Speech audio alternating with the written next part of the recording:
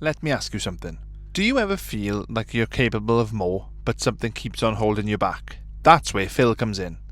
Phil is a professional master coach and a master practitioner in NLP, timeline therapy and hypnotherapy with years of real-world experience building and growing businesses. His passion is simple, helping you reimagine your life or your business, break through limitations and build unstoppable momentum for good. Whether you want a powerful one-off session or ongoing support where Phil walks you through every step of the way, everything is tailored to you and your goals.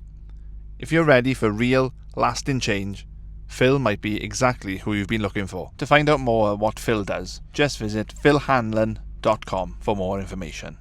George & Co. create crafted spaces that stand the test of time. Royal Society of Architects Wales award winners and Wales Home of the Year regional winners. Featured on TV and in leading magazines, they are based in Merthyr and Swansea, designing exceptional homes across Wales. They proudly sponsor today's episode. What time's that chip shop open now? That's right, I don't know. I think it's open, but No, I think We when we leave, I think we're going to pop in. I don't. Oh fuck you! We touching clutching at straws, boys. I think it's shut at 9. Oh, well, there's always McDonald's. There's plenty of there's plenty of stuff on the way home.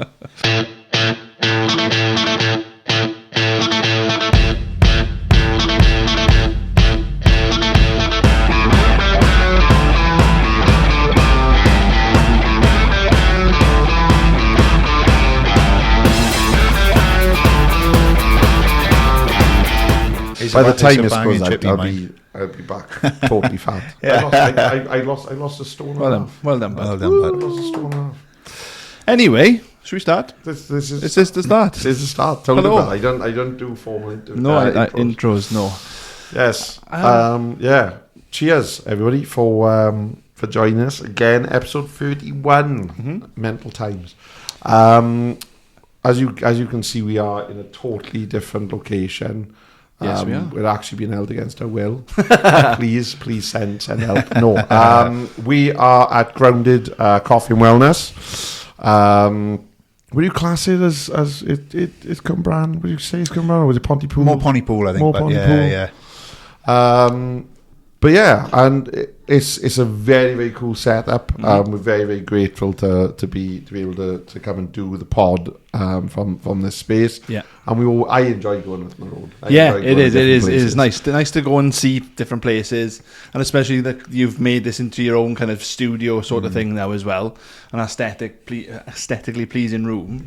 And it's nice to kind of do something different for a change. I'm from Merthyr, so it's like it's like holiday.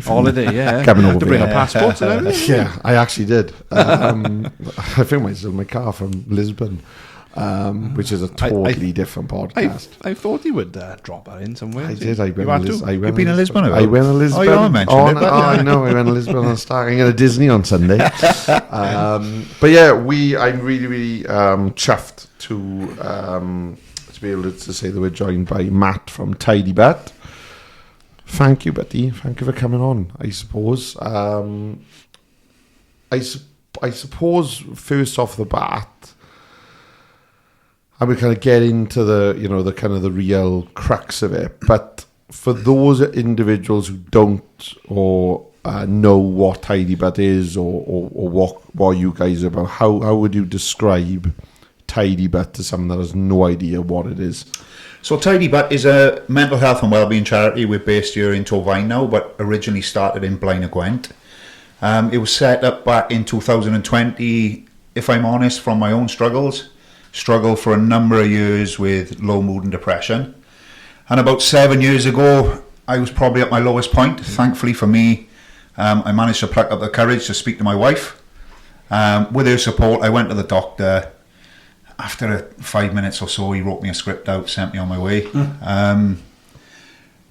And I took the medication for a little bit. However, same habits, same environment, same people, same challenges. Nothing really changed apart from me now taking some medication. So I started looking in my local area to see if there was anything that I could potentially resonate with, anything I could get involved with, share my story, maybe listen to others, etc. And there was nothing around. So I thought, well, I'm going to set up a Facebook group. And that's what I've done. So back in 2020, set up a Facebook group.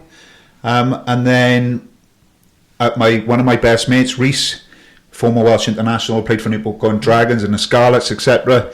He had his own struggles as well with mental health and addiction. He came out of rehab, and we got together and thought, you know what, we're just going to create something that we would want to be a part of. Yeah. We longed for community and we longed for connection, both having rugby careers. Mine nowhere near as successful as Reese's, don't get me wrong, but still missed that, being around the boys, that camaraderie, that community connection, etc. So that was kind of when Tidy But was born. As a result of putting the Facebook group out, people started messaging some of the challenges that they were going through, some of the things that were going on for them, some of the stresses, etc. And we were sharing some of the walks that we was going on and the cold water swims, etc. And more people wanted to get involved. So they've organically grown to where we are today is quite unbelievable, really, considering 5 years ago we was a Facebook group and we went through COVID as well. Yeah. So yeah, Tidy But now we offer a private counselling service for anybody that may be struggling or accessing therapy. We run a counselling service here. Last year in 2025 we delivered 503 counselling sessions. Wow. Which is pretty cool, right? Because we said last year, how cool would it be to deliver 500 sessions? And we actually did that. So yeah, it was a massive honour for us to be able to provide that to the community.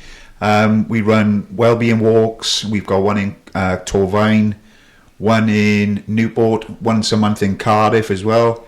We hold peer support groups here. We've got a men's group and a women's group. We've also run a cold water swim as well on a Sunday morning up at Keeper's Pond in Blenavon. Oh, yeah. And then obviously we've got the coffee shop as well, guys. So we've got more and more people coming back and forth now than ever. Maybe not necessarily to access the support, but certainly helping with creating community, having that sense of belonging, isolation, all the amazing things that we need to do as human beings, really. So you're basically a one-stop shop for everything. yeah, really. I think the beauty for us is that we've never really had a lane because we've kind of controlled what we do. We're not like a bigger organisation that kind of needs to stay in their lane and this is what they focus on. We've got the ability to try anything, really. So like I said, Friday we had a lady in here doing some art.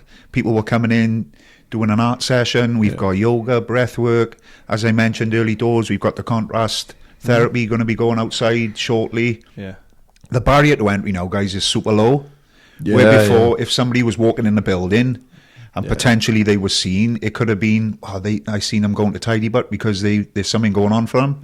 There's not many people now coming back and forth for a coffee. You wouldn't have a clue who's coming in and out. Do you know what I mean? And it adds that confidentiality aspect certainly. to it then. Yeah, but I think not only that, but I think what it's doing is because it's become a true community experience, and there's so many different avenues, as you said, because you don't have that lane.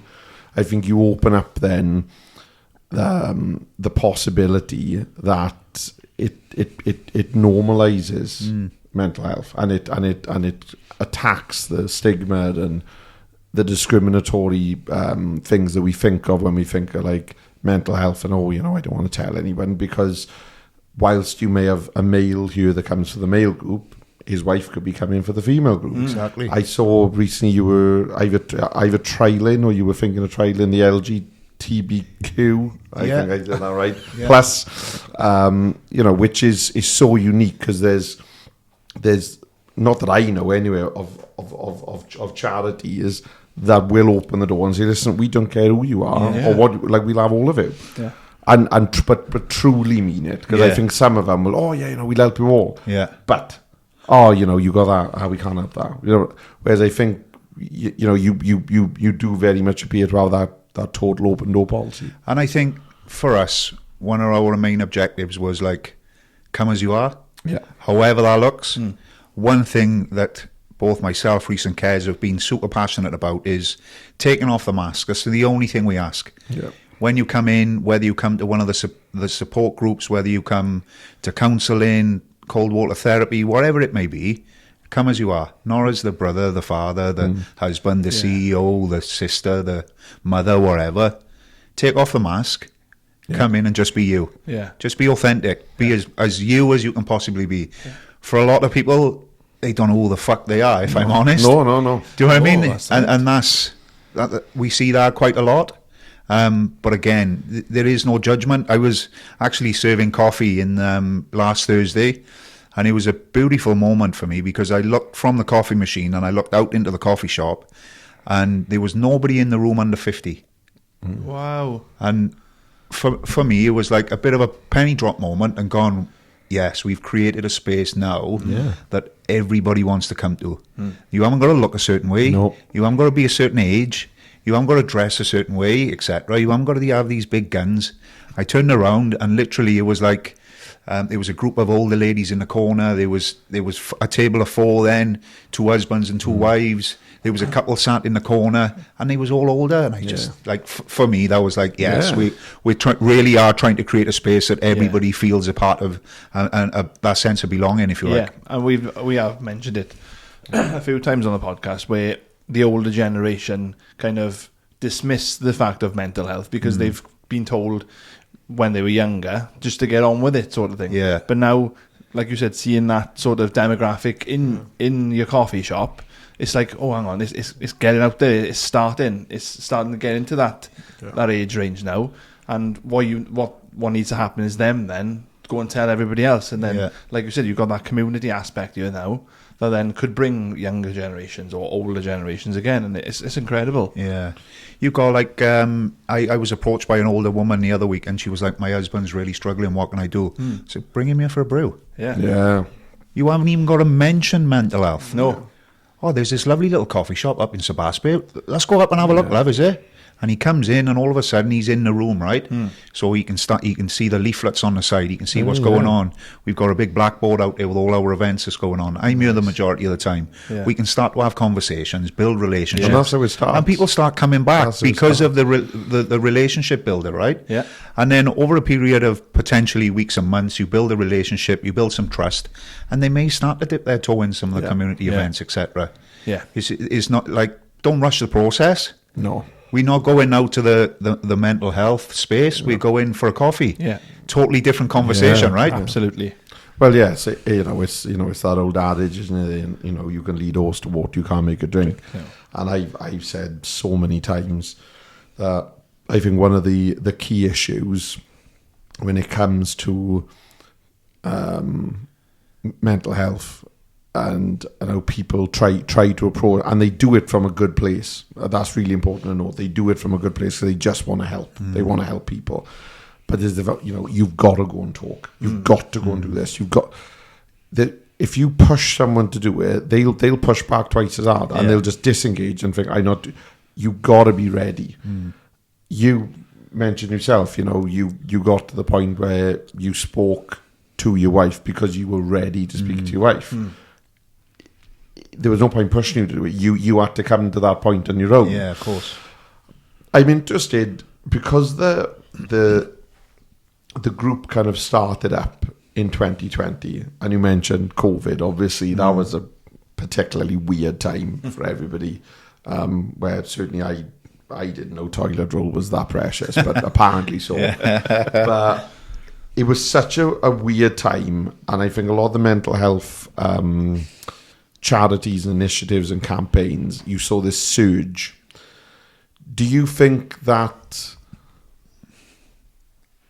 it inadvertently helped to kind of kickstart things because there maybe was an audience that was more receptive to needing help than if you had tried it, say, in 2019? Great question. I think more people was experiencing it more than anything. I think there was tons of initiatives that came up, right? But a lot of the time, you'd get up in the morning, you'd go to work, you'd go to school if you was a kid, college, etc. There was always something to do, right? Yeah. All of a sudden, everybody was stuck at home. Everybody was potentially in a relationship with somebody they didn't like anymore. Yeah. There was divorces went through the roof. Isolation in regards to seeing other people. Like I keep saying now, there is no like correlation or there is no coincidence, if you like, that we was isolated for 3 years and now mental health statistics are at an all-time high. Yeah. Like isolation have done us no favours whatsoever in regards to our mental health. And I think what went on there was catastrophic for people, not just adults, but kids in particular. They was missing proms, they was missing certain days in school, education-wise, exam-wise, etc. So it was a very, very tough learning curve for everybody. But I just think for people that may not have been affected in the past and they've gone, mental health, load of bollocks, fucking hell. All of a sudden, the shoe was on the other foot, right? Yeah. So there was a lot more people experience, and then we go, how the fuck do I deal with this? Yeah. How do I cope with this? Yeah. My emotional, if it was anything like me, my emotional IQ was zero. Yeah. Although I spoke to my wife, I didn't really know what I was articulating, and I couldn't really tell her what was going on for me. No. It was just like, I got all this shit going on, and I don't know what the fuck to do. Yeah. So, like, all of a sudden, we've got all these people now that may have been well previously. They're isolated. They can't do the things that they usually do. They start to struggle mentally, and they don't really know any coping strategies to be able to deal with that. No, and it comes back, doesn't it, to that inherent need for human beings to connect. We are a social species. Like this, though. Yeah, Exactly. Yeah. But then that's why building communities as you're doing, that's why it works so well, is because you're allowing the facilitation of people to connect, which is huge. Because I always remember my auntie saying to me, because she had like health issues and that throughout COVID, and had to shield and found it really difficult. But she'd be the first person to tell you that she was not a social person, and I stopped going to Cardiff years ago because the amount of people shopping, it did my head in. I do all my shopping online because I can't deal with people. But she found it hard, and I always remember saying, I found it hard because the choice was taken away. Previously, I had chose not to see people. Now it's been enforced on me. You can't see people. And that always kind of struck me, to be honest, because I hadn't really thought about it like that. But yeah, it was I remember reading something, you mentioned about youngsters and school kids, where they're saying that the effects of the COVID pandemic, you probably won't see for some children for another 5-10 years. Yeah, of course. But then they'll get to exam time, or they'll get to having to go out in the big, and there's things that are fundamentally that they learn in that period they wouldn't have had. Yeah. Like I work with people, and even today, I was chatting to someone in work, and we were on, and I asked him, how long have you been here? And he was like, about 4 or 5 years. And as I walked into the office, there was, as there always is, in the foyer, there was loads of young, bright-eyed, bushy-tailed kids to me, ready for interviews. And I said, I remember doing that for the first time. And he said, well, I didn't do that when I got it. He said, because all my interviews were online. Yeah. All my induction was online.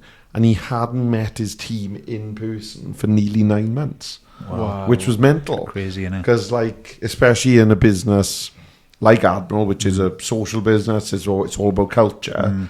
That inability to connect from day one is really challenging. Yeah, exactly. Yeah.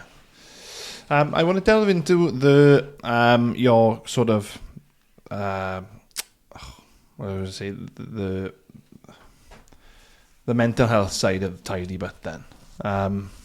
So so what I've seen is you've got like a triage sort of system going, where you invite people to come along and do a group chat then. Yeah. But if you've got a telltale sign of somebody who you think that needs help, you've got that right. Okay, you can pull them aside and say, I think you need to chat with so and so, so and so. Yeah. But then, if you do like a couple of sessions with them, and they think that they need further advice, Further help, yeah. Further You've got that kind of full end-to-end help. This is why I feel we're different to any other organisation, boys, and that's right? why I brought it up, because I've never seen that sort of thing in a community aspect. Yeah, so when we first started, right, there was no counsellors, there was nothing, right? So it was just like the buck kind of started and stopped with me, right? So my wife used to say to me, you're in person, but you're in body, but you're in mind, because I'd be thinking, right, because all of a sudden I've gone from just being Matt, the normal guy, to Matt, the person that somebody would message if something was going on for him, right? Yeah. So, and I was a bugger for like checking in. So I'd always be checking in on people. I would always be like making sure they're all right. Or I haven't heard off her. I haven't heard off him. I wonder if they're okay. Or what if something have happened? It's going to be on me. Blah, blah. So yeah, it was a very difficult learning process for me, right? It got to a stage where both myself, Reese, was just like, right, we need some kind of therapy, right? And we looked at many, many different things, and it was always right, but how are we going to fund it? This was one of our bugbears. And again, through a tragedy, there was a young man named Lee in Pontypool. He went to the doctor. He told the doctor what was going on for him. They put him on a waiting list, like 8 or 12 months. He went home and took his own life, right? Oh, my God. So his family, as a result of that, they done a fundraiser in Pontypool United, and they raised like $6,000, right? Wow. And they give us the money. We was like, fuck. Yeah. This. Now, how can we create something really positive out of such a bad situation? And the pressure's on then. And if you look as well, when you guys come in just now, we've actually got his old skateboard that we've had sign written on the wall. Yeah, and we've called it Little Lee Therapy Centre, and we've named upstairs after him. Oh, that's because lovely. if we didn't have that initial money from that family, you wouldn't see the counselling service as it is today. Yeah. So what we done with our money then, guys, we thought, right, we need to get some kind of a counsellor on board. I spoke with a few, bumped into a gentleman called Steve, and like just when right? Yeah. It's just like, right, Steve's the man. So we started delivering counselling sessions. Is a bit of a hidden secret, if you like, because we don't shout it from the rooftops. We don't market it hard on our social media, etc., because we're so afraid of being like any other organisation, really, where we're backing up 6 months, 8 months, 12 months. So at the moment, if people do come in through the therapy, so if we do get a referral and somebody comes in and then they may go upstairs, they may do, say, 5 sessions, right? And they go, right, I actually feel a little bit better now. They can come out to therapy and they can join the community events. Yeah. So they can start to... They can still be around people, build friendships, be a part of something, etc. Because a lot of therapy, it happens and then it stops, right? Yeah. And then you're going like, so what the fuck do I do now? Yeah. This is why I feel we are quite unique, because then people can come out to therapy and they can join the community events. So they still got their toe in, they still dipping their toe in, they can still come back and forth, they can still re-refer if they wanted to, so they can maybe nip back in. So we've still got guys now that come back once a month and speak to one of the counsellors just to keep on top of things, etc. Or you've got the other way, where people come to the support groups, they come to the peer groups, they may join the community events, etc., and go, do you know what, I need a little bit more support now. I'm ready, I've built some relationships, etc., I've had some conversations, I've started to work out a little bit more that's going on for me, and then they access the counselling service as a result of being part of the community events. After they've done that again, they jump back out and they're back into the community events again. So you've got support on both the front end and the back end, if that makes sense. Yeah. Because we was always like, therapy's great, is awesome. We've had some incredible results, but what happens after that? Like we go in and do a presentation for a school, a workplace, etc. We go in, we do the talk, we get the hamster wheel turning. Everybody's thinking, fuck yeah, I can relate to some of the shit that's going on there. What do I do now? So we've always been cautious of we need to do something. There needs to be some kind of aftercare. Yeah. So that's something again that we're really proud of. That is, there's multiple ways of supporting people, right? It doesn't have to be in a room talking with people. We've got a number of different therapies that we do here as well, like breath work, cold water stuff, being part of a community, peer support groups, journaling, creative arts, dance, shake it. Like boys, you name it, we've tried it, right? And I think that's the beauty, is just like, don't pigeonhole yourself. Don't think, right, there's one way of doing things. Many, many ways to skin a cat, right? And dipping your toe into as many modalities as possible, and then finding what works for you. I think that's the answer. Absolutely. Let me ask you something. Do you ever feel like you're capable of more, but something keeps on holding you back? That's where Phil comes in. Phil is a professional master coach and a master practitioner in NLP, timeline therapy and hypnotherapy, with years of real-world experience building and growing businesses. His passion is simple: helping you reimagine your life or your business, break through limitations, and build unstoppable momentum for good. Whether you want a powerful one-off session or ongoing support where Phil walks you through every step of the way, everything is tailored to you and your goals. If you're ready for real, lasting change, Phil might be exactly who you've been looking for. To find out more of what Phil does, just visit philhanlon.com for more information. But it comes back, doesn't it?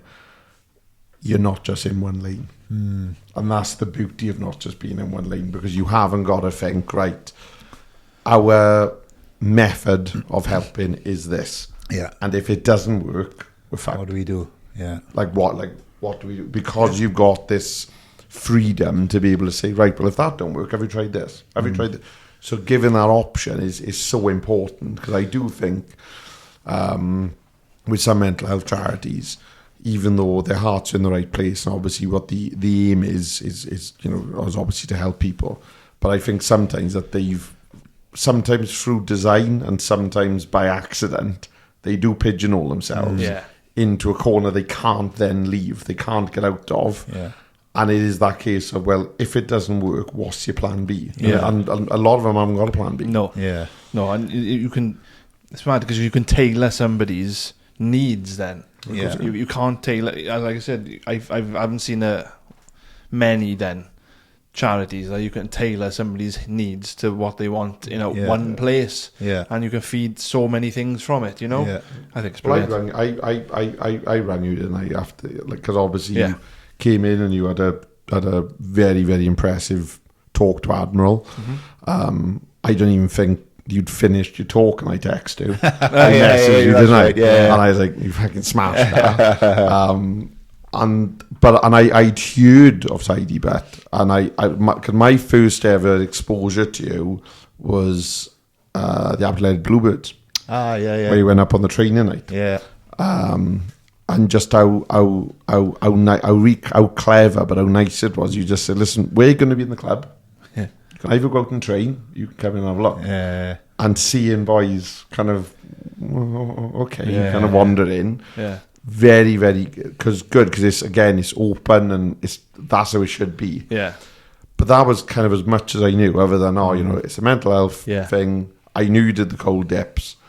But when you came to do the tour, and it was just like this fucking machine gun in this stuff, and I picked the phone to you and I said, you want to see what they're doing over there? I said, it's incredible. Because I heard of you from I think it was social media, I think. Right. But my mother-in-law, she is a HR advisor for the HR department. Okay. And I think you've done a talk somewhere where a networking event, right, where she went and she said, I was like, oh yeah, I've heard of them. And then when Mark said that you had that, I said, oh my God, I'm going to do a Tidy Bet. Oh, fab, brilliant, blah, blah, blah. Yeah.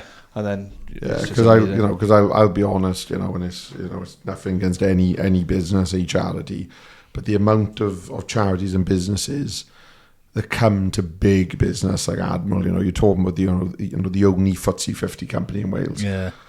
The amount of businesses that come in and you hear the same stuff. Yeah, and of course. But the amount where the health and wellbeing leads had like the conflab after it, and there was this resounding, that was incredible. I was just like, yeah, you're fucking right. And I've texted him. It's mine. But yeah, no. So I think what you're doing and what you're aiming for is tremendous. Yeah. What you said there, right? I think a lot of it boils down to like relatability. Yeah. 100%. Like, we're just fucking two normal guys, sharing their own experiences, sharing what's worked for them, for us. We've had some incredible human beings come through the door that wants to help, because like this problem's way too big for one little organisation. Yeah. And that was the other thing I think that I just wanted to say there is, like, we offer all this stuff, but somebody may still come here and we may not be the right fit for them. Yeah. Yeah. And like, there's no end of people that we've signposted to other organisations, etc. Because like I keep saying, this problem's way too big for one. We need to share the load. We need to be more, like, everybody goes on about this collaborative approach. Yeah. I don't feel like it's no, quite. no, no, I do get you know what what I you mean? mean. I get what you mean. So, like, trying to knock the guys out, trying to be nice. No, I get what you mean. Everyone, oh yeah, let's work together, but I don't really want to work with it. Yeah, because you got to do it my way. And, I can't share this data, and I can't share. But if you shared it, we'd help X amount of people. I would hate that. And that's how a slice of the pie. Exactly, exactly. But I suppose coming back round to yourself and your own story then. So you said obviously that kind of, you'd had this accumulation of issues. What was the breaking point? What was the moment where you thought, right, something gotta give? I had a pretty promising rugby career, if I'm honest. So I played down at Newport for a little bit. I collapsed on the field one day at 19. Rugby career was gone, finished, done. Went from on the verge of, there was like talks about contracts and that kind of stuff, to all of a sudden not being able to walk up the stairs in the house. And as a youngster, didn't really know how to deal with any of that. And there was loads of things that it was probably the one time that I knew what anxiety was. When something like that happened to me, I was just like, so like nervous and worried to be on my own. I remember like as a 19, 20-year-old kid or guy, if you like, being in the kitchen, begging my mum and dad not to leave the house because I was scared to be on my own, just in case something would happen, because I had all this uncertainty now around my health, right? So I was just like, that was the beginning for me, I think. That was the beginning, right? And then I was just like, lost the majority of my friends, the community, like getting your kit bag ready on a Saturday morning, walking into the dressing room, smelling them smells. Like, it was all I'd ever known, really. Being around the boys, having a couple of beers, going out on the weekend, etc. It was my life, if you like. And then that stopped. So I was like, that was, on reflection, it was the beginning of the end, then, if you like, if that makes sense. And then a couple of years went by, and I tried loads of different, like my wife and I, we've been together 25 years, and she'd say to me, you tried loads of stuff, because I was trying to find the one thing that could fill the void, which was rugby, right? So I tried loads of different stuff, loads of different jobs, and I wouldn't stick at it, and then that would become frustrating, right? And then I had my first boy. Purpose again, right? Yeah. Yes, I found it. And I'd be coming in the house, and he'd be like playing with a kid, and it was incredible. Loved it. Then I had another one. Amazing, right? All my kind of problems was just pushed to the back of my mind, and I'd hope they'd gone away, right? Yeah. And then all of a sudden, you come into the house from work, and where's Dad's boys? And they'd be running over, and they'd be catching you and stuff. And then I come in the one day, and I was like, where's Dad's boys, bro? And nobody run down. I'm just like, right, okay, this is the next stage. Yeah. Dad's not as important. Dad's not as wanted. No. To a certain, he is, right? But in my mind, I'm just gone. So a few things started coming up for me again. Then I had a few things happen in my personal life again, my parents, etc. And it was just an accumulation of like all these years of shit happening and me not dealing with it. I was just thinking I was fine. I was putting it to back my mind and hope it go away, and it just compounded and compounded and compounded into bigger and bigger problems. I remember saying to my wife once, I don't want to die, but I can see why people do it. Okay, yeah. Do you know what I mean? Yeah. Powerful, that. And it was at that point then I said, right, I need to get some help. Do you know what I mean? I need to look for some kind of support. And again, that's when I said I went to the doctor. I was on medication for a little bit, and then just went down the fucking rabbit hole, boys, if I'm honest. It was just like, right, there's got to be another way. Yeah. There's got to be something else. Found breathwork, cold water therapy, meditation, journaling, movement, all these other things, nutrition. I was just like, fucking hell. Do you know what I mean? All these things that you look on Instagram now, or you look on, and it's like, you've got to have a magic wand, right? You've got to be reading 50 pages a day. You've got to be walking 10K, benching. It's like, we call it like let's get back to catching and passing in its more simplest form. Yeah. Like back to basics. Yeah. So like nutrition, what we watching, what we reading, what we, like, for instance, social media accounts, all this kind of stuff. Yeah. How do we find presence? Like, what gives you joy? For a lot of people, they've been unhappy for so long, they don't even know anymore. Yeah. So it's just, that's kind of, that's it in a nutshell, really, man. It was just like, it started when I was 19, possibly 20, and then some more things, challenges and stuff happened for me throughout my life, and then it come to a head then kind of back And about. I suppose at that age, at that point in life, you know, and I say it as well because you know, I'm a little bit older than the lads. I just been Lisbon, see. Oh, right. But, Lisbon of it. yeah, I know. Haven't I said? No. But they were rugby boys, Triadish rugby boys, and that, and but you know, again, it's a gang, mentality. Yeah. They look out for each other, and there's a lot of love. You can see there's a lot of love, but to you them, because I think some of them were a little weird, because not all of them knew me. And some may have been a little wary. They were very welcoming, insanely welcoming, as rugby clubs normally. Yeah. I've always said rugby clubs are really warm places. They always are, in my experience. Yeah.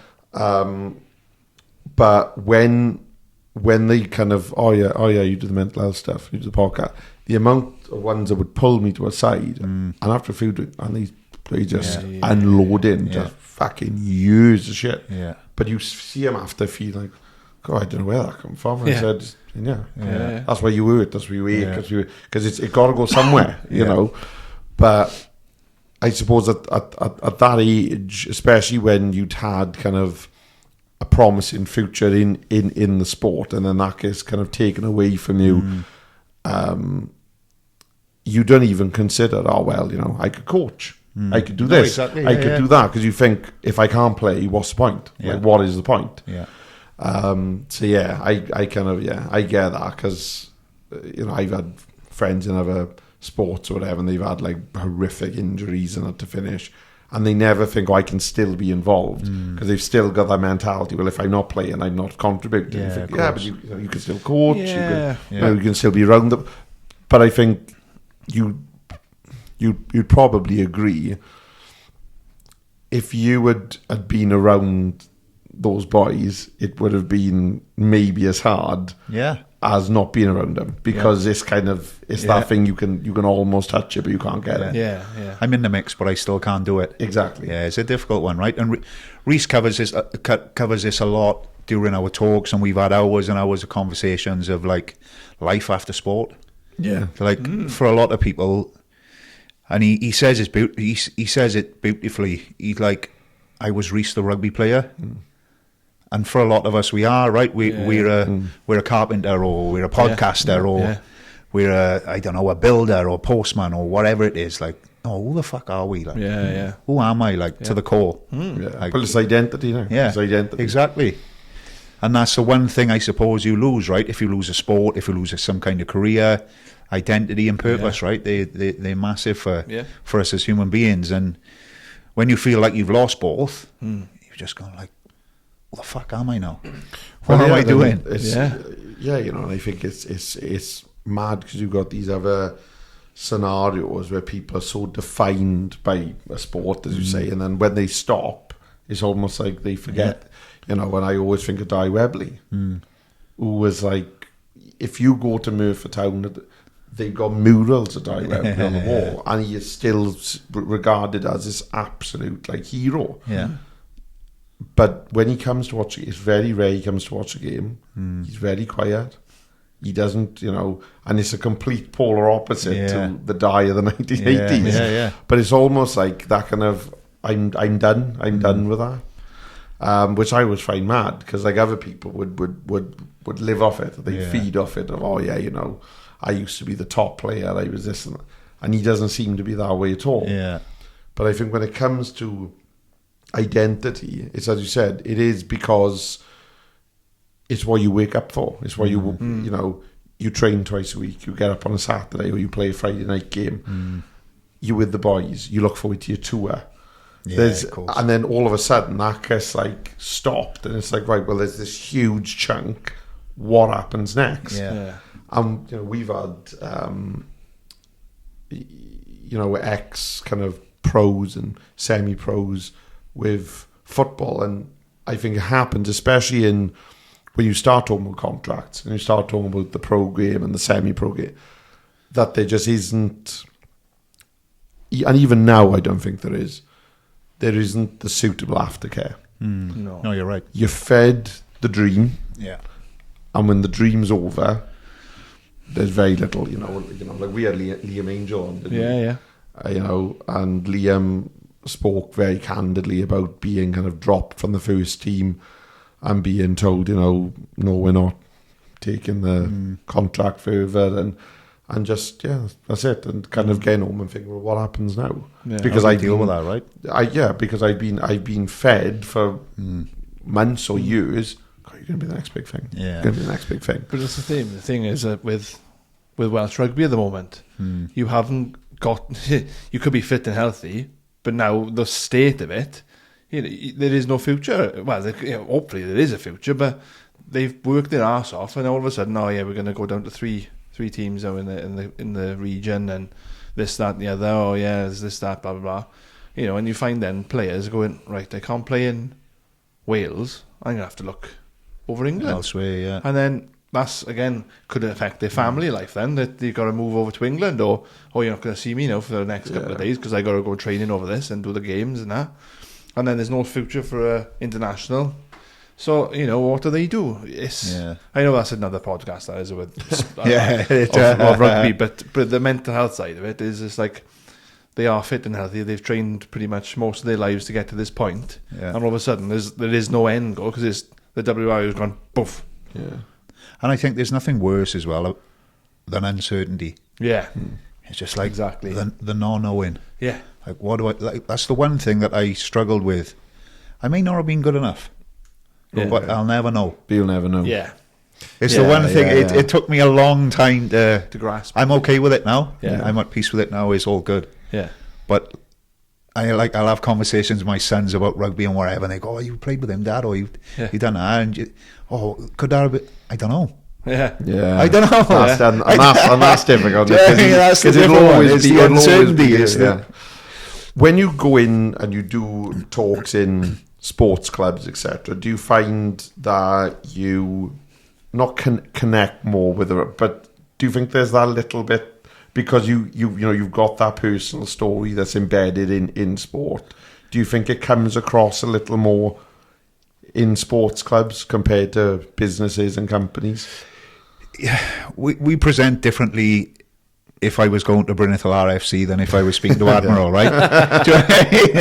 We present differently. We like, for a lot of the sports clubs we go to, again, Reese is turning up in his flip-flops. We're in our shorts. I'm going to say most rugby boys I know almost exclusively wear shorts, oddball socks and pants, and Crocs normally. And we're rocking up in our hoodies, like our t-shirts or shorts or whatever, depending on the time of year or whatever. And so, like, it's kind of just one of the boys walking in. Yeah.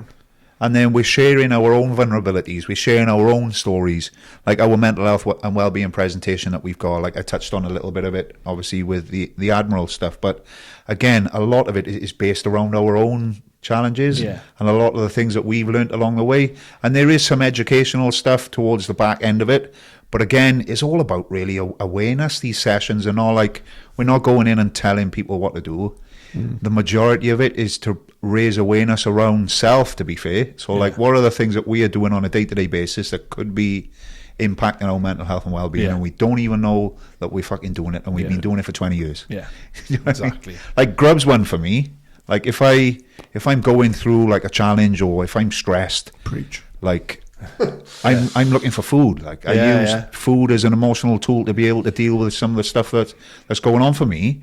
And I'm aware of it now, and I still do it. So habitually, there's tons of people doing things on a day-to-day basis that's impacting their mood or their well-being, whether it be emotional, physical, mental, however that looks, and don't even know they're doing it. Yeah. So again, a lot of these sessions that we run is all about awareness. We're not like saying you should be doing this and you should be doing that. If something lands, if we plant that seed for a lot of people, and they can go away from there and maybe do a little bit of research or look into certain amazing, we've done our job, right?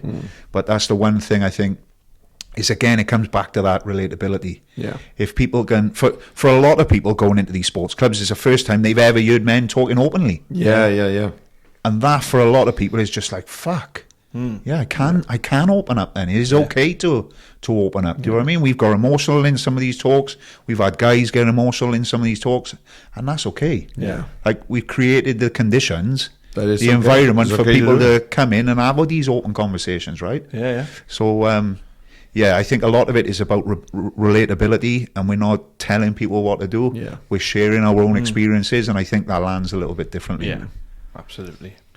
I need to, I was down in the back of my head, and I need to phrase this correctly, because I went to say, I'm interested in your wife. And then I thought, well, what I was going to say is, but I am. You've seen her on OnlyFans, right? But hey, whatever gets the funding, Matt. Whatever gets the be on Wales Online now. Mental health and wellbeing charity funded by OnlyFans. But what I was going to say, I'm interested because you mentioned of that transition where you kind of became this individual who was there to answer the phone, who was there to, and as individuals who are mental health advocates and whatever else, you kind of adopt it, and it does, and it becomes this thing where you want to help, but it can become consuming, and you do think, I've been answering text messages on my phone, and like I haven't picked my head up and said like a law checked in on how she is today. How did your wife react to that transition of you kind of going from, there's some problems, I'm going to get them sorted, I've got this charity idea, and now I'm going to be like the go-to man? How did that go? It was a challenge, I'm not going to lie. Many times we had conversations regarding me not being present. Boundaries. Again, but I had to learn the hard way, boys. Like, I had to learn the hard way. Like you said earlier on, Mark, about leading a horse to water.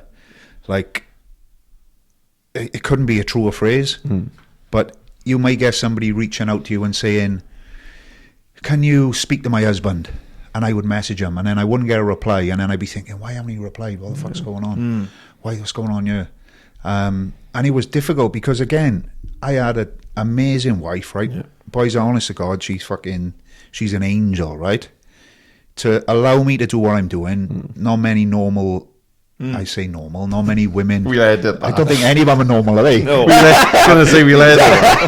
You thought the OnlyFans thing was a comment, but you haven't called it normal. I know, She'd be coming for the door. What's she saying? I know, yeah, honestly, she's like, she's an angel, genuine, right? I'm one of the most luckiest men on earth. Not only to have such an amazing wife, but also an amazing family, and my children are incredible, right? So there's not a lot that I need, right?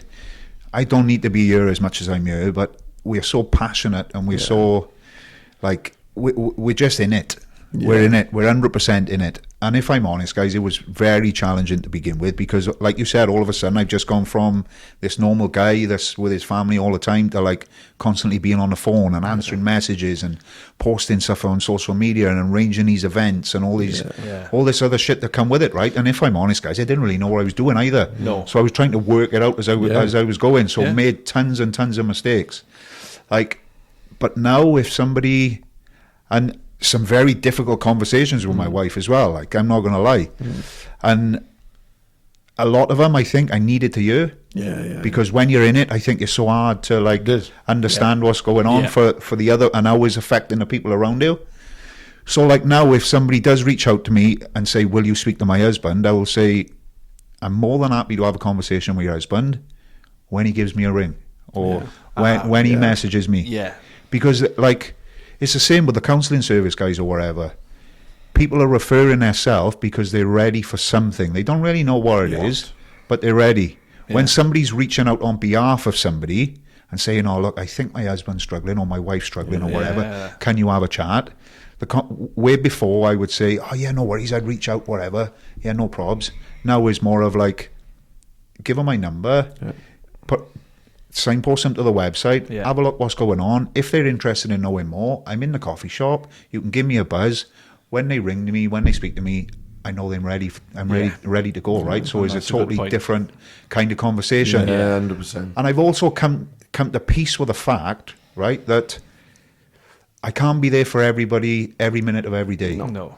And the most important people to me are my family, so I need to be there for them as well, right? Absolutely. And myself. Yeah, right? Yeah, go on with that. So, like, certain times of the evening now, I'll put my phone onto flight mode. Nice. I would never have ever been able to do that before, because I'd be like, oh, what if I get a message? What if I miss?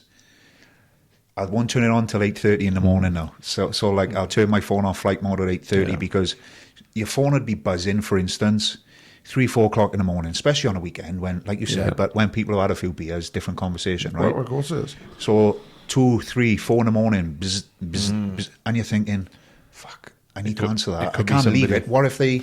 Yeah. So now it's just like, hang on, I need to make a pact on myself. I need to respect myself more and just go, right, from these hours to these hours, I'm out of order. We're not a 24-hour service, unfortunately. In terms of like what's next, do you have any that you can share? Have you got any kind of big, like, this is what we envisage as being the next step, or these are some big events we got, or... So, if I'm honest, boys, right, it's been that much of a whirlwind these last couple of years. Like, I would just like to, like, settle down for a little bit. Nothing If wrong I'm with that. honest. No. Nothing wrong with that. Because, like, we've gone from recent cares, moving to South Africa, to taking on this place, to, like, running a coffee shop that's, like, growing. Like, I'm going from ordering brownies to sorting counselling sessions out. Do you know what I mean? Yeah. It's that diverse. Some days is, like, no days are like any other, really. It's like a dog chasing his tail some days. And people think I've got it all worked out. I fucking haven't. Do you know what I mean? It's just like learn how to start a charity, and then learn how to run a coffee shop, and then learn how to do the counselling service, and then It's like that meme and there's a dog at the desk and everything's burning. They're like, yeah, it's fine. It's fine. Everything's fine. Yeah, it's all good. Like a swan on the top, and then you're paddling crazy. Yeah, that's right, Danny. Underneath. But I would absolutely, and I will say it, because, like, I see these everywhere. I see these hubs / coffee shop. Yeah. Why wouldn't this work in any other borough? What's what you mean? Yeah. Like, exactly. why couldn't we pick this up? Like, this has always been like a vision for us, right? And then the more we're doing it, and the more people that we're seeing coming here, it's just like, this is the magic sauce. There's something here for everyone, whether it's community or connection through coffee shop, healthier grub, whatever all the events that we're doing here, etc. We can do talks, we can do tons of different things in the coffee shop, right? We've got the therapy, so we've got the professional element if some of the cases are more extreme than others, right? Or if somebody wants to share some other experiences that's going through them. We've got the peer support stuff, we've got the community events, the dips, the swims. Like, why wouldn't this work anywhere else? There's literally something for everyone. We could pick this up and drop it in Blaenau Gwent, and it would make such an impact. It's like, how do we get, like, a lot of the councils to buy in? Like, this may be a bit, but I'm having conversations now with Torvine Council, for instance, right?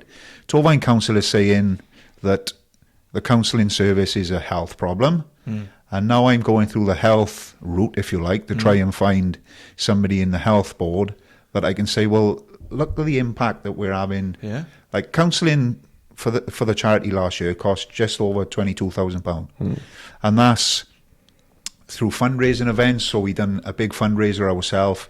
That's for anybody that's raising money or donating anything. We put all that money that we receive into a separate pot, right?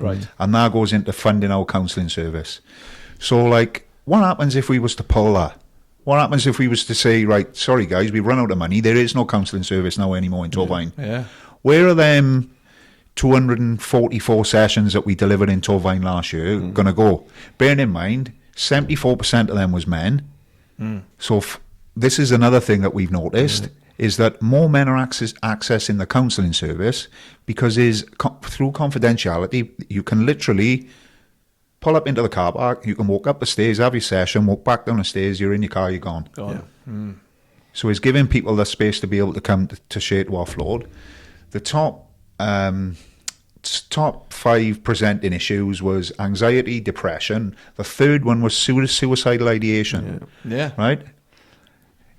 If, for instance, any of them people there, so 45% of them people, right, had suicidal thoughts or ideation, right?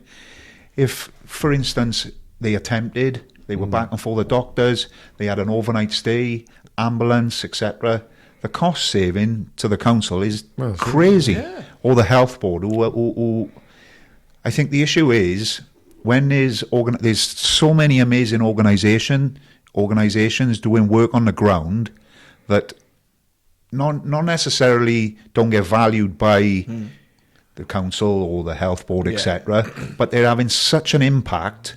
But the difficulty is proving that. Yeah. Is a lot of places like ours, for instance, when we started, we didn't have no data.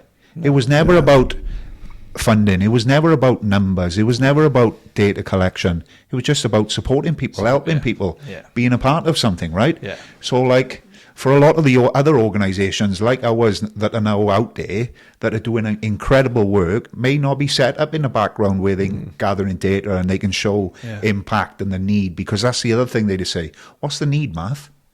Like, what do you mean, what's the need? We was a Facebook group 5 years ago. Look around you.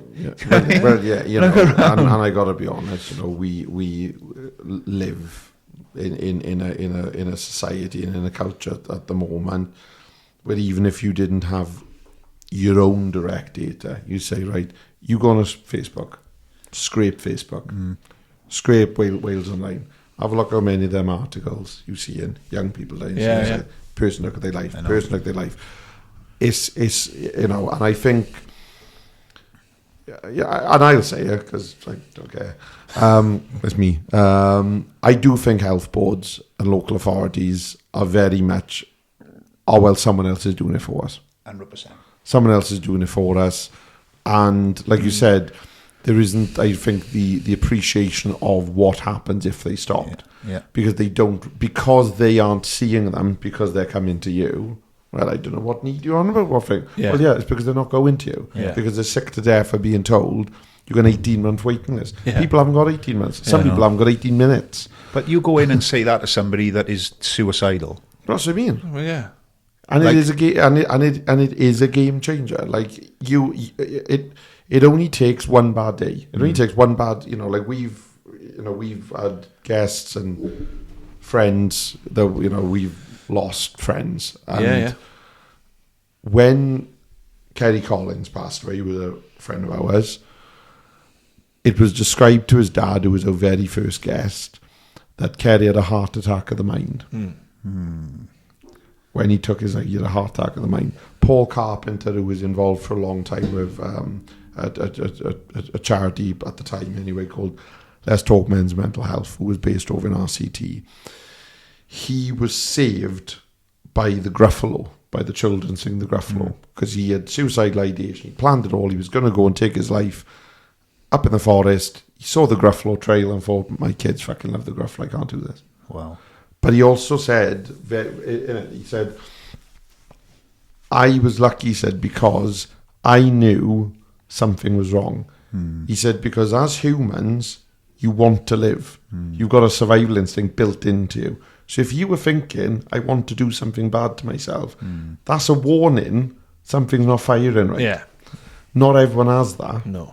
Some people then have the black curtain, and we had a gentleman once in the group who described kind of wanting to take his life, and it was so vivid. And I always remember thinking, God, I can't, because I'd never appreciated it. And I've been very, very open about my own mental health. Yeah. My own, and I've had suicidal ideation on at least 2 occasions in my life. The first time was very much a kind of, I still couldn't understand how I couldn't think of this, I couldn't think of that. The second time, which was around 2 years ago, which, I was doing this, we were still doing it, and I went through a particularly difficult period, and I got it. I understood what that gentleman have said, because for however long, and it felt like fucking hours, and it wasn't. It was seconds, if not minutes, in reality. But that's all I remember was like something had come, and I didn't think about my wife or my son or the dog or my family or my friends. Or that's all I thought was, this I've got to stop hurting. Yeah.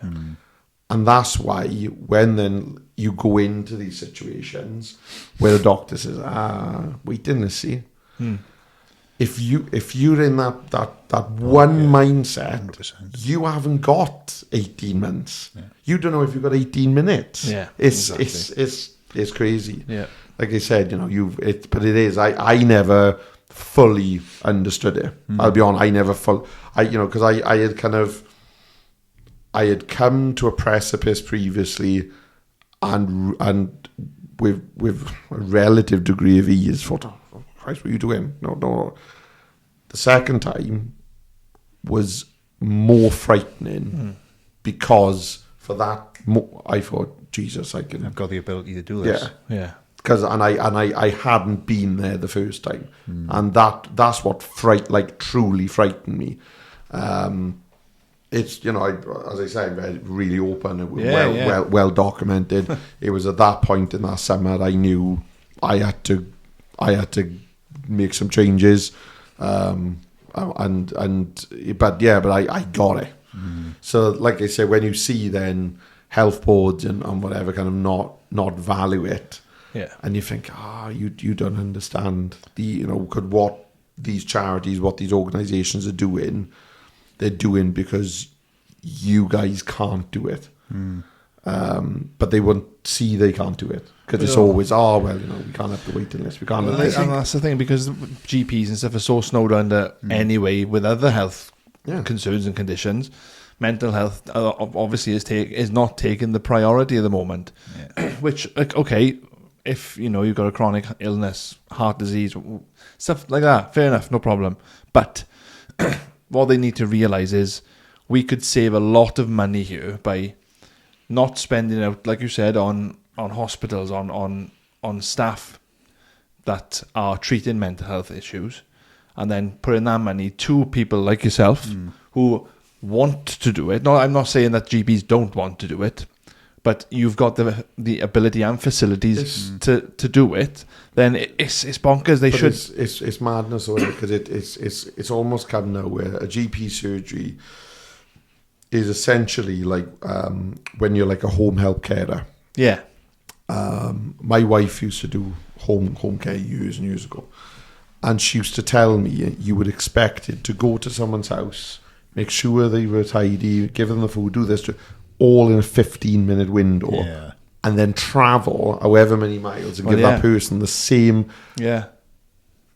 And it's simply people weren't getting the care that they were paying for, they deserved, because there wasn't time.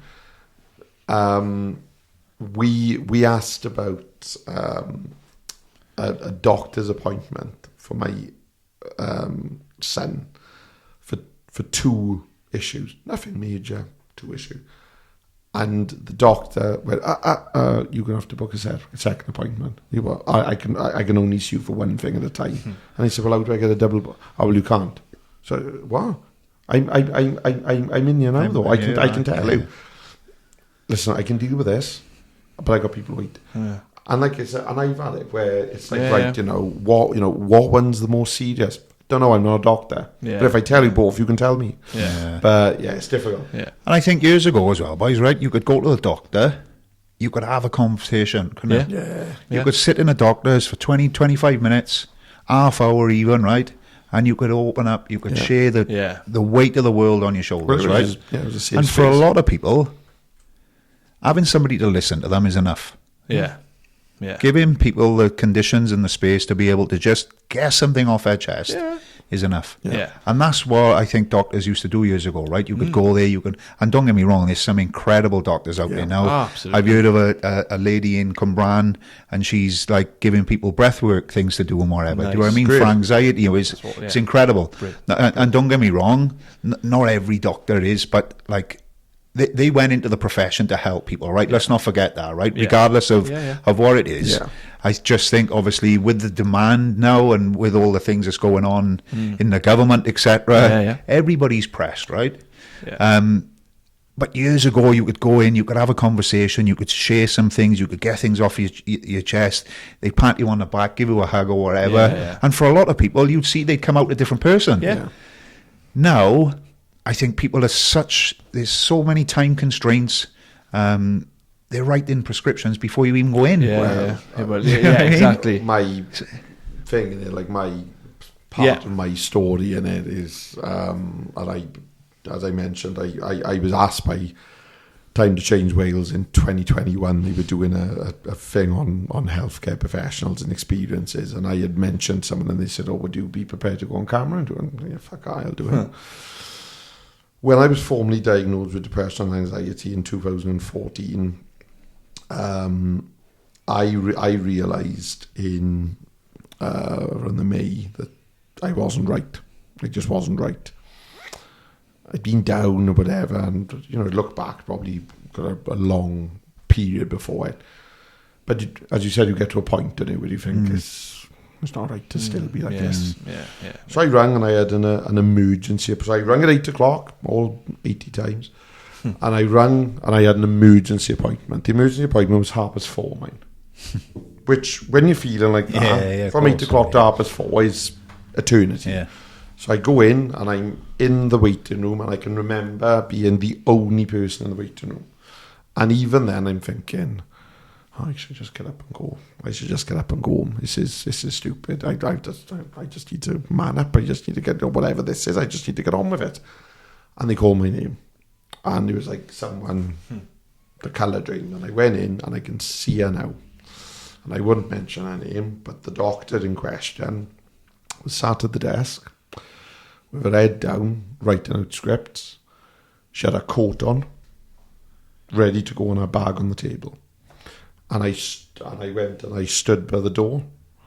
And when she clicked that I hadn't come in, she looked up and said, "All right, what's wrong then?" And I remember saying, "Oh, I'm not feeling right. I'm not right." And she went, "You look all right." Fucking hell. And she did the test. Have you got worries about money? Have you got this? Have you got suicide lady? All the rest of it. And then I always remember her saying, "Well, I think, to be honest, there's a couple of groups or whatever around the place, but what I'll do is we'll sort out some sertraline. So you need to take those. No explanation, no warning that 10 days into taking sertraline you feel worse than before you went on them. Exactly. None of that." And I remember her saying, and anyway, we've got some good news, and she said, "I don't think you take your own life," she said, "because you care too much," she said, "about letting people down, and you wouldn't want to let people down, would you?" And I will take that to my grave, right? Yeah.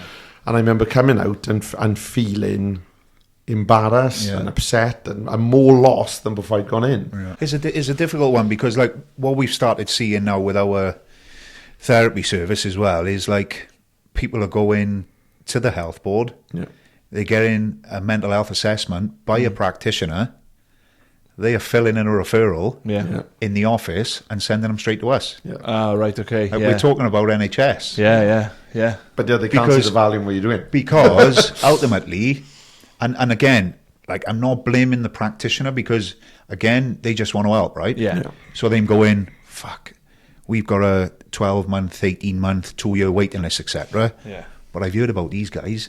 They can get an appointment within 2 weeks. Exactly. What they forget, is that we're a little standalone organisation, and having 6 to 10 referrals from the NHS every week is going to shut us down like that. Yeah. So all of a sudden, this little gold cow that we've got upstairs, right, which is this amazing opportunity for people to access therapy timely, with professional therapists, right? All of a sudden, we're like, fuck, I need to take this down. We can't have any more referrals. Yeah, because we're done. Can't afford it. So literally within 3 weeks, we had to take the referral off the website because we was having between 6 and 10 a week. All appointments gone instantly. Yeah. Wow. And that's the difference. So like, I think is great that potentially you've got some recognition in regards to the practitioners or the nurses or whoever it may be that are going, oh, these guys can help. So they're giving people the opportunity to access support, but them seeing that many people, you can't within 3 weeks, we haven't got an appointment left. Yeah, exactly. So that is trying to find that balance of going, well, we really want to help everyone, but you need to stop doing this because we can't deal with the demand. And we want to be able to help everybody. We want to be able to be there for the community, to be able to access the support timely when they can. We don't want to be having 6 months, 8 months, 12 months waiting list. No. If we've got somebody that sends me a referral today, I can send them a booking link, which will get an appointment within a maximum of 2 weeks. And that's something we've been super proud of. Yeah. Some people can go on there and there may be an appointment for 2 or 3 days later and they've snapped it up. Yeah, exactly. Like for somebody that is, like you said earlier on, right, for somebody that needs support urgently, and this was the conversation that I had with the council, for instance, right? They're like, yeah, but we're getting rid of all our councillors in Torvine. There's just the need, the demand, etc. So there is demand, clearly, because we are already providing it, right? But then it's a difficult one because they're talking about early intervention and prevention, again, which is great. How early are we going to start it? Primary school, secondary school, the earlier the better, in my opinion. But let's not forget that 45% of the people that come to us for therapy from Torvine was already suicidal. Yeah. There is no early intervention or prevention. Then these guys are in crisis. They need support now. Yeah. Exactly. So there's always going to be that need. There's always going to be a need for counsellors, for therapy, for people to be able to drop in, to make appointments, to see people in a time. There's always going to be there, right? It's not going anywhere. No. If anything, it's getting worse. Yeah. And thankfully, they've got people like you to fall back on, and there isn't enough of you to go around. No. But if somebody's watching from that sort of board of health board, NHS, anybody, sort of act out. and to get more people on board like this is incredible. But I suppose the last thing really is where can people find you if they want to find you? Not you personally, because you want to lay low for a bit. We now know where we can find your wife. Last week off. We now know where we can find your missus. You made that clear. Yeah. With a £5 a month. I did actually have a phone call last week off somebody at a random number, and I was like, where did you get my number from, if you don't mind me asking? They went, I Googled it. Oh, nice. I just like, there we are. It's just in the domain for everyone. Yeah. Wow. So I need to get a different blower, I think. Yes. But yeah, guys, we got a new website. I say new, it's a couple of months old now. All our information regarding community events, all the things that we're up to, our activities, coffee shop, etc.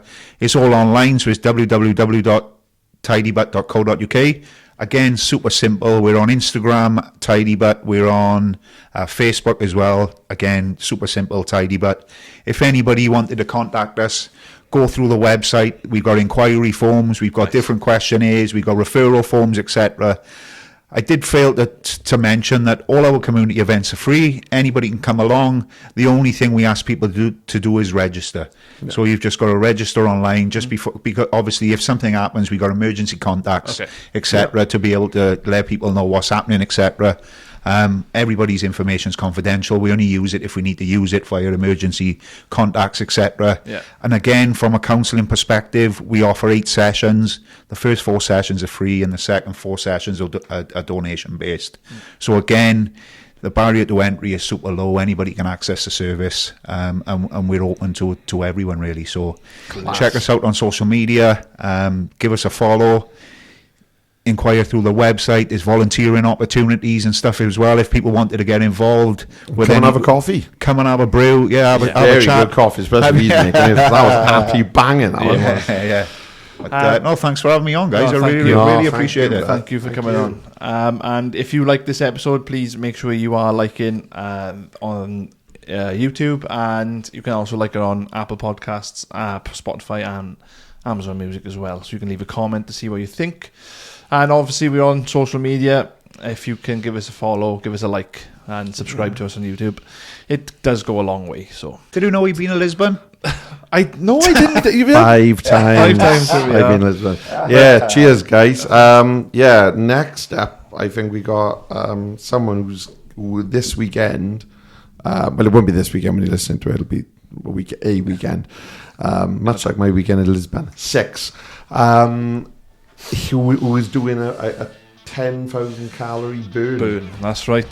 To raise money for mental health charities in memory of his uncle. Yes. So that'll be really cool. That'd be good. But yeah. Thank you very Matt, much. thank you very much. You're welcome. Class. Thank you, boys. Thank you very Please much. come and check Tidy But out. And Grounded Coffee is banging. I don't know what you put in it, it's banging. They weren't just caramel. Right, see you soon. See you soon. Cheers. Bye-bye.